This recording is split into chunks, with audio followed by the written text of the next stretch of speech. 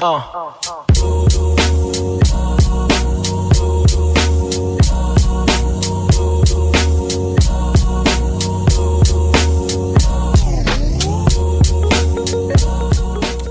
work under the name Amok Island, and I'm an artist, graphic designer, and do some illustration as well, digital illustration. Now, always, since I was very small, I was really obsessed with the sea.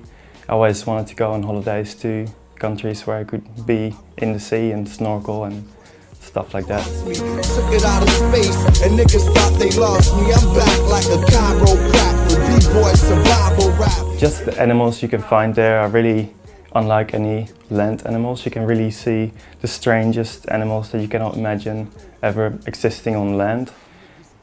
Also, I think just clear water rippling on the surface and casting those ripples on the sand, that's just the most beautiful thing.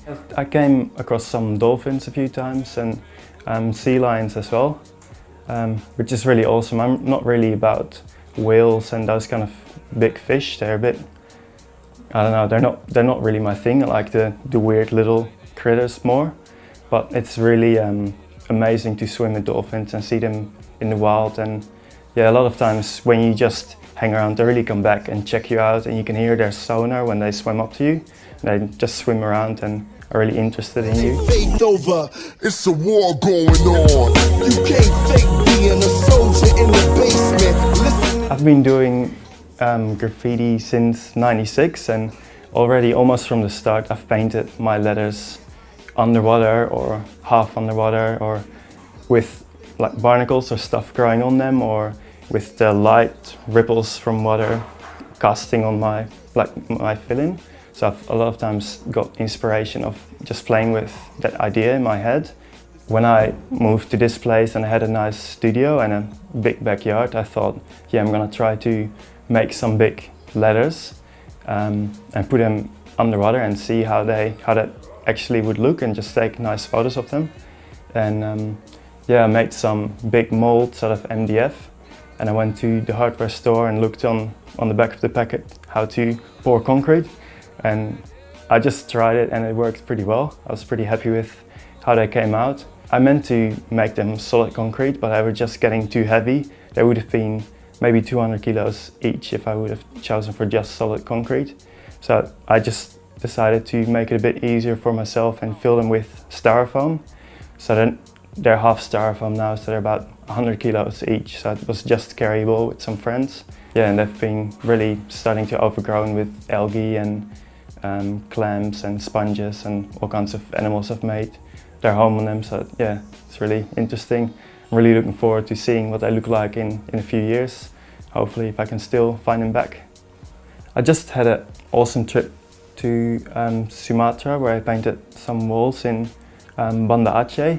I really like old concrete walls that have been a bit taken over by nature, that have plants growing on them and that have all kinds of patterns of mold and algae or whatever, just decaying concrete.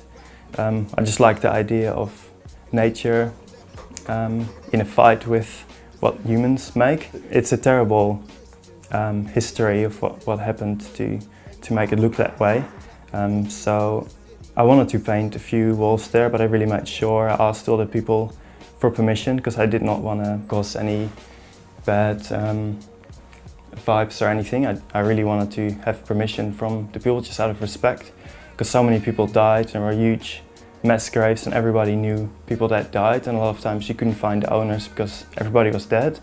So it was really crazy, but I still managed to find a few walls that I could paint a fish on. And yeah, fish also made sense, because at the tsunami there was 7 meters high water, so those fish would have actually swam through the streets.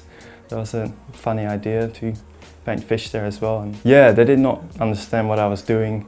We also had police coming by that wanted to arrest us because they thought we were working and we did not have a permission, and they thought we were trying to evade tax. And I could not explain to them that it was just a hobby. They just did not believe or understand that you can do that for a hobby, that you go to a place, buy your own paint from the hardware store and paint something for free on somebody else's wall.